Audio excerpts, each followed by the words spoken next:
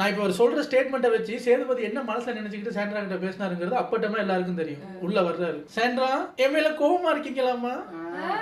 உங்க மேல கோவமா இருந்தா என்ன நீங்க ஹோஸ்ட், அவங்க கண்டெஸ்டன்ட், அவங்கள திட்டுற உரிமை உங்களுக்கு இருக்கு. ஆயிஷா ஒரு கண்டெஸ்டன்ட் உங்களுக்கு தெரியுமா?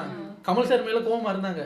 அவர் பிரேக்குக்கு போயிட்டு வந்ததுக்கு அப்புறம் நீ ஏன் என் மேல கோவமா இருக்குன்னு ஒரு வார்த்தை கேட்கல. ஆயிஷாவா கமல் சார்கிட்ட இப்படி எதிர்த்து பேசிட்டோமோ சார், என்ன இப்படி தப்பா போர்ட்ரே பண்ணாதீங்கன்னு ஒரு வார்த்தை விட்டாரு. ஐயோ நான் ஏமா உங்களை தப்பா போர்ட்ரே பண்ண போறேன்னு சொல்லிட்டு போயிட்டாரு.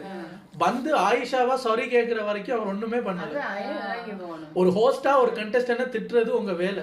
அப்ப இப்படின்னா அவர் எல்லார்ட்டையுமே கேட்கணும்.